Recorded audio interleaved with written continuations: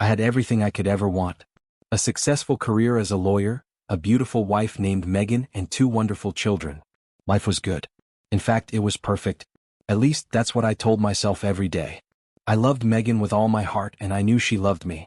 We'd been together for over 10 years, our relationship built on trust, respect, and the shared dreams we once had. Our mornings were the same. I'd wake up early, prepare the kids for school, and head out the door to the office. Megan always made sure the kids were ready, and we'd exchange a quick kiss before I left for work. It was routine, comfortable, even. We had our little family rituals and they were sacred to me. But something changed. I noticed it in the way Megan looked at me, or more accurately didn't look at me. Her eyes weren't filled with the same warmth they once had. They were distant, cold, as if there was something she wasn't telling me. She still smiled, still laughed at my bad jokes, but I could tell something was off. And when I asked her if everything was okay, she'd always brush it off with a smile and say, "Of course, Jack. Everything is fine." But it wasn't fine. I could feel it. At work, things were the same. I had a few new cases to handle, some client meetings to attend, but I couldn't shake the feeling that something was wrong. My mind kept drifting back to Megan. I didn't want to be paranoid. I trusted her. But lately, every time I looked at her, I felt a knot in my stomach, a suspicion I couldn't shake. One night, after a long day at the office, I came home to an empty house. Megan had taken the kids to a school event, and the house was eerily quiet. It wasn't unusual for Megan to be out, but the silence felt strange. I dropped my briefcase by the door and walked to the kitchen to grab something to eat. As I opened the fridge, I noticed something on the counter. A piece of paper. It wasn't like Megan to leave things lying around. I picked it up and saw it was a receipt, one from a local restaurant. The kind of restaurant I had never been to. There was a name at the bottom. Derek. Derek. My mind immediately raced. Derek was a colleague of mine, a fellow lawyer at the firm where I worked. We had shared drinks a few times after work and I always thought of him as a friend. But the receipt didn't make sense. Megan didn't go out without telling me, and she certainly didn't go to dinner with Derek without mentioning it. I felt a strange chill wash over me. I tried to tell myself it was nothing. Maybe she had met with Derek for work, maybe it was a casual thing. But something deep inside me told me to dig deeper. That night as I lay in bed, I couldn't stop thinking about the receipt. The more I thought about it, the more the pieces of the puzzle started to fall into place. Megan's distant behavior, the secretive way she'd been acting lately, it all started to add up. I had to know the truth. The next day I decided to follow her. I wasn't proud of it, but the thought of not knowing what was going on ate at me. I had to see for myself if she was hiding something. I needed to know. I followed her after she dropped the kids off at school, keeping a safe distance, but close enough to keep her in my sights. She didn't head home. Instead, she drove to a small cafe on the outskirts of town. I parked across the street and watched as she stepped out of the car. I was certain she didn't notice me, but I couldn't stop myself from watching her, waiting for something to happen. A few minutes later, I saw him. Derek. He walked up to Megan and they exchanged what looked like a warm hug. Not a casual hug, but a lingering one. My heart sank into my stomach as they spoke, laughing together as if they were old friends. They sat down at a table, still chatting, and it hit me, this wasn't just a friendly meeting. It was more. I couldn't put my finger on it, but I could tell by the way they interacted that there was something more between them than just colleagues. I felt my hands start to tremble, and my vision blurred as my anger and confusion built up. I was about to walk over there, confront them both, when something stopped me. Maybe it was fear. Maybe it was the realization that I wasn't ready for the truth, that I didn't want to face whatever was happening between them. But whatever it was, I stayed frozen in place watching them share lunch, talk, and laugh together. I stayed there for what felt like hours. The truth gnawing at me, but I couldn't bring myself to face it just yet. It wasn't until they left the cafe, Derek placing his hand on Megan's back as they walked to his car, that I snapped back to reality. I had seen enough. I had to know more. I had to understand what was really going on. But I didn't know where to start. As I drove home, my mind was racing. The anger I felt mixed with a sense of betrayal and confusion. I had trusted Megan. I had believed in her, in us. But now everything was falling apart piece by piece and I didn't know how to stop it. I knew one thing for sure. My life was about to change. But in what way I had no idea. The next few days were a blur of confusion and unanswered questions. I couldn't shake the image of Megan and Derek at that cafe. It replayed in my mind over and over, a haunting reminder that something was wrong, something I wasn't seeing. At work, I tried to focus on my cases, but my mind kept wandering back to what I had seen.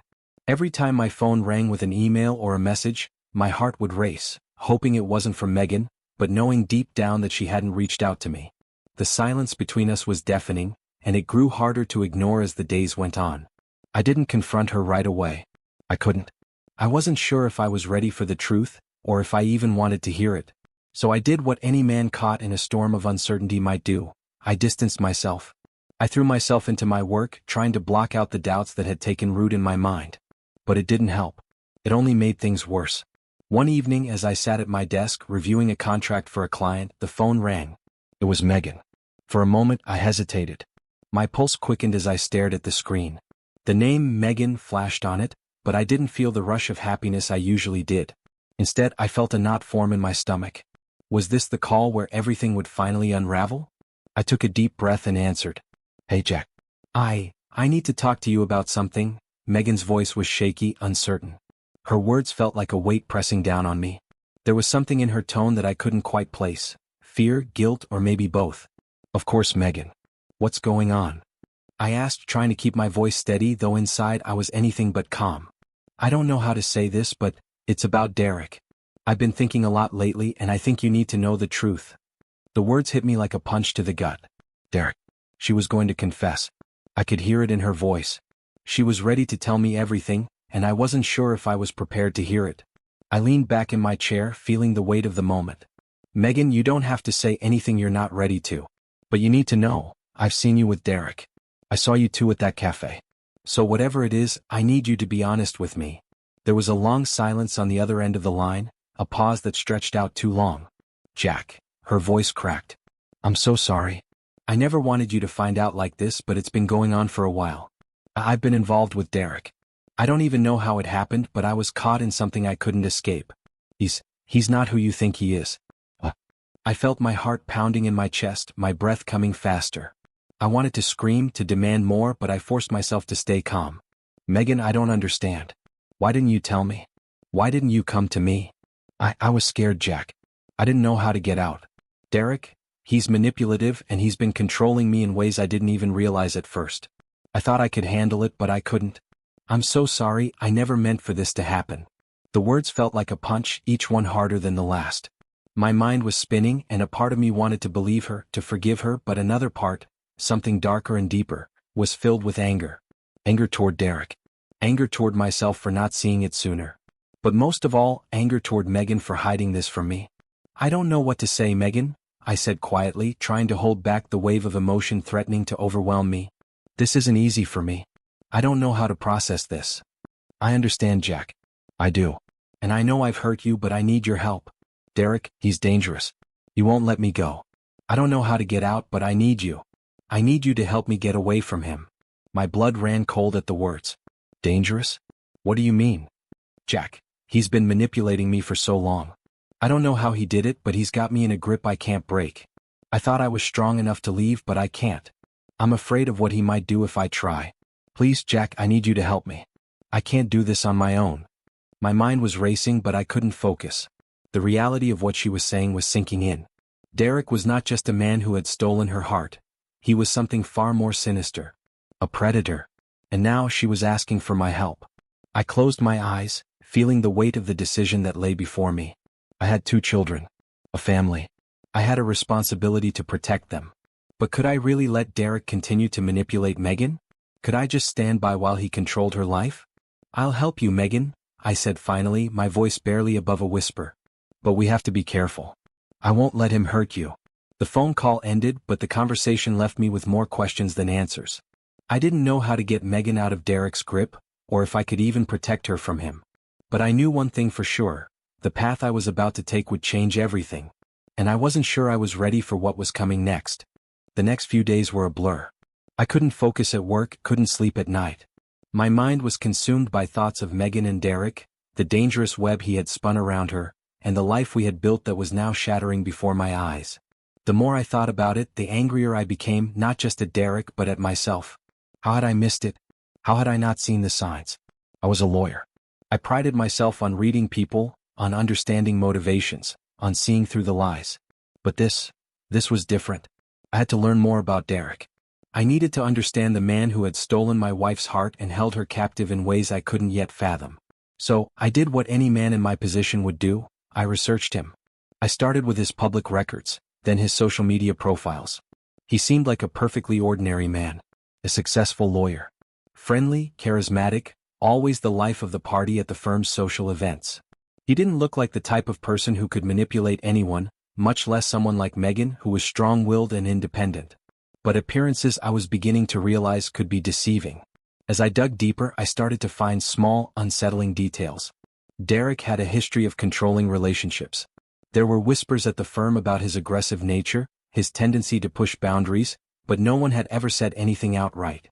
No one had ever confronted him. He was too well-liked, too charming, too good at hiding his true nature. But it was there, buried beneath the surface. A pattern. He preyed on vulnerable people. He used their weaknesses to bend them to his will, to make them believe they needed him. Megan was no different. I felt sick to my stomach. I knew I couldn't just sit back and let things unfold. I needed to do something. I had to confront Derek. But how? He was dangerous, I could tell that much. If he'd been manipulating Megan for so long, who's to say what he'd do if I tried to stand in his way? I couldn't let him hurt her any longer, but I also knew I wasn't prepared to go up against him head-on. I decided to take a more subtle approach. I called in a favor from an old friend at the firm, a private investigator who owed me a few. His name was Tom, and he was the best at what he did. I briefed him on the situation and asked him to dig into Derek's past, find anything that could be used against him. Tom agreed without question, but I could hear the hesitation in his voice. This wasn't going to be easy. The following day, Megan came over to the house while the kids were at school. She was quieter than usual, her eyes filled with the same mixture of fear and desperation that had been in her voice during our last phone call. "Jack," she began, her voice trembling. I don't know how much longer I can keep pretending everything is okay. He's becoming more and more possessive. He won't let me talk to anyone without questioning me. He listens to every phone call, reads every text message even when I don't want him to. I can't breathe, Jack. I don't know how to get out. I took her hands in mine, trying to calm her, to reassure her. "You're not alone in this, Megan. We're going to figure it out. I promise." But as I said those words, I could feel the weight of them. We were in uncharted territory and I had no idea how to navigate it. Derek was no ordinary threat. He was a predator who knew exactly how to manipulate those around him, including Megan. And now he had me in his sights too. I took a deep breath. "I've started looking into him. I'm getting help. I'll find a way to get you away from him. But you need to stay calm. Don't make any rash decisions. We need to be smart." Megan nodded, though her eyes were filled with doubt. I could see the exhaustion in her face, the weariness that came from living in constant fear.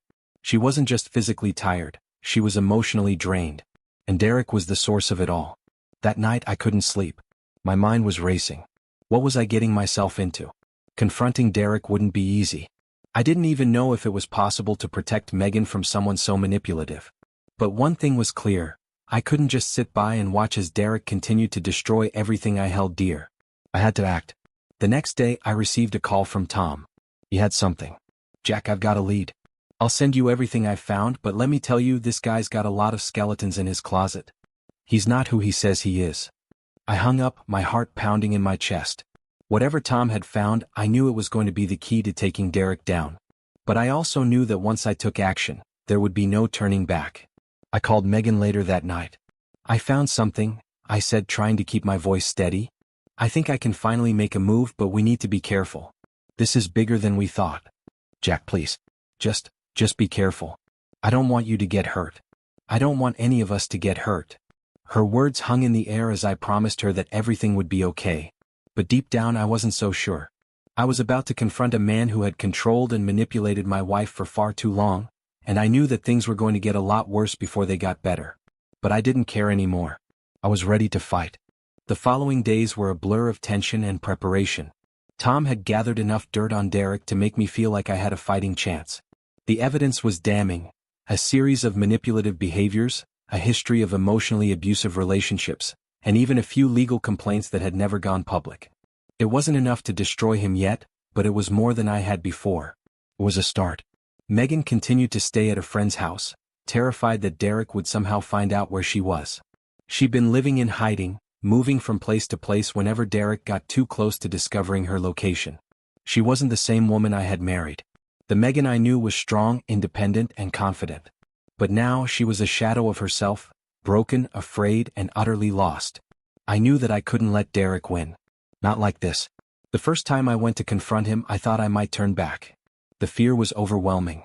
Derek was a seasoned manipulator, someone who had controlled people for years, and here I was, just a husband, a father, trying to fight back against a man who had far more experience in this game than I did. But I couldn't stop now. I owed it to Megan, to our kids, to fight for what was right. I arrived at his office late one afternoon, after everyone had left for the day. The building was quiet and I knew Derek would still be there. The lights were on in his office, casting long shadows across the hallway. I took a deep breath and walked toward the door, my heart hammering in my chest. As I approached his office, I felt the familiar surge of anger that had been building up inside me. But I kept it in check. I couldn't let this become about my emotions.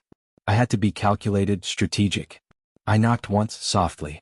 "Come in," Derek's voice called from inside. I opened the door and stepped into his office. He was sitting behind his desk, his back to me as he typed something on his computer. He didn't turn around at first, which gave me a moment to study him. Derek looked like the picture of success, well-groomed, confident, composed. But I knew what lurked beneath the surface. I knew how dangerous he was. "Jack," he said, finally turning to face me. A sly smile spread across his face. "What's going on? I didn't expect to see you here." I took a step forward, my jaw tight. "I need to talk to you, Derek. About Megan." The smile faltered just for a second, but it was enough for me to notice. I could tell I had caught him off guard. "I'm listening," Derek said coolly, leaning back in his chair. "I know what you've been doing to her," I said, my voice steady but filled with intent. "I know how you've been manipulating her, controlling her. And I know you've been using her for your own gain. It ends now." His expression hardened, and for a moment I saw the mask slip. There was no warmth in his eyes now, just cold, calculating anger.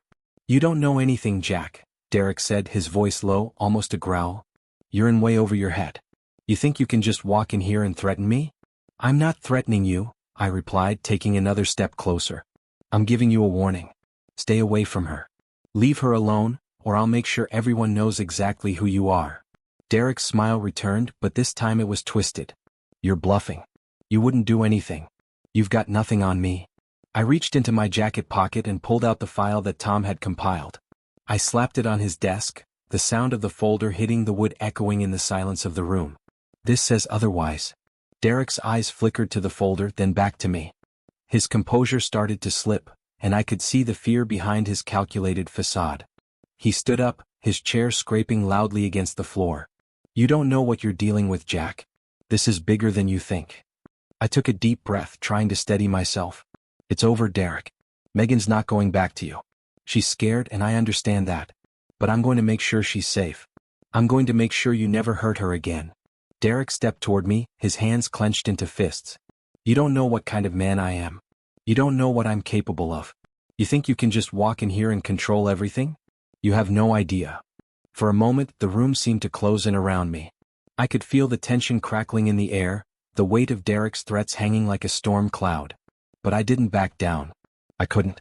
"I know exactly who you are, Derek," I said, my voice hardening. "And I know you won't get away with this."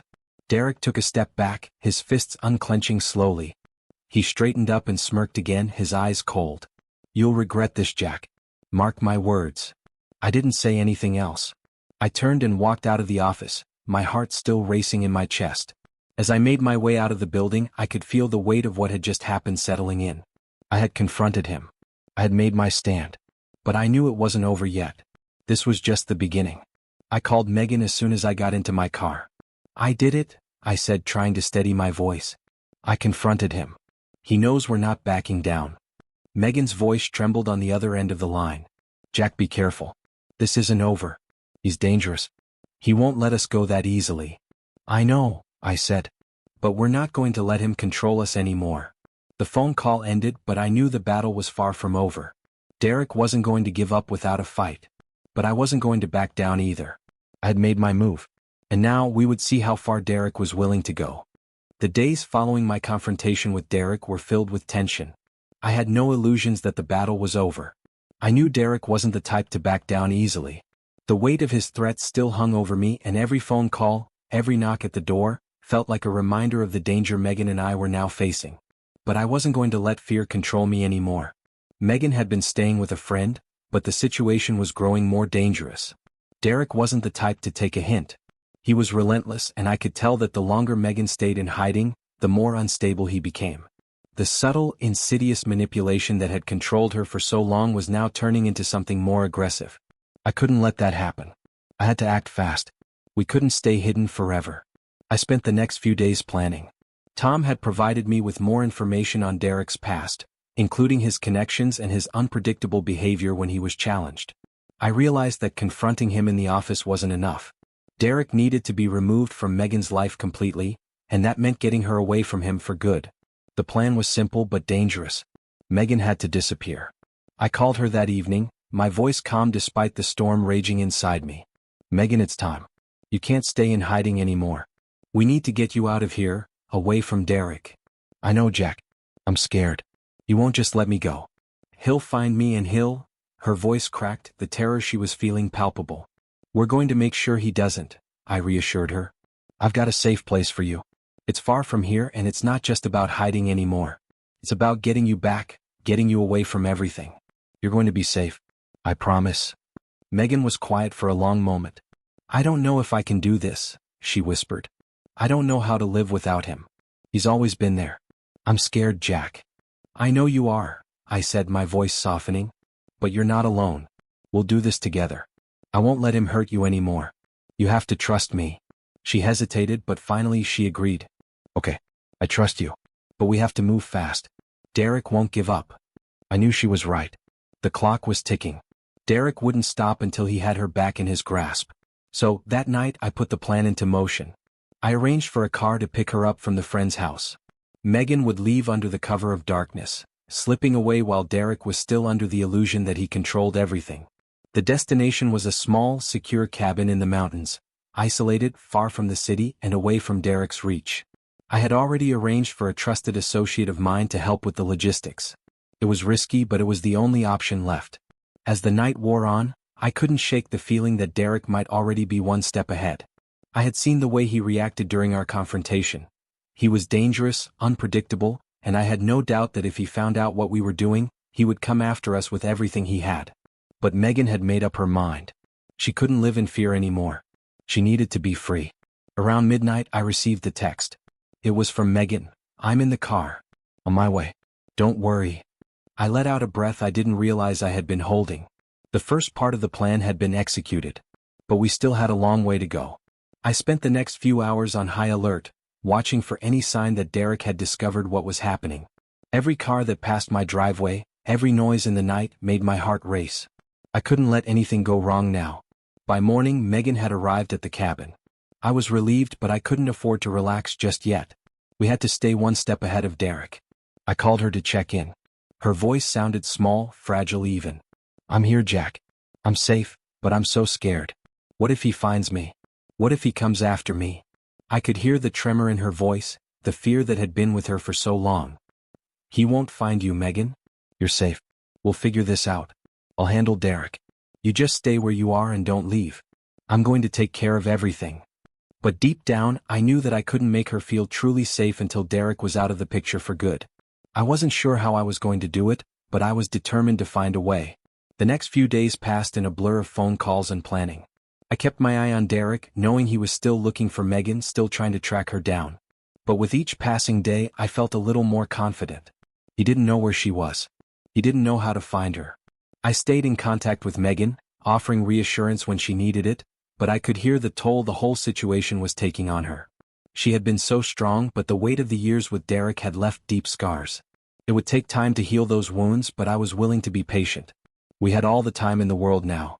Then came the call that I had been dreading.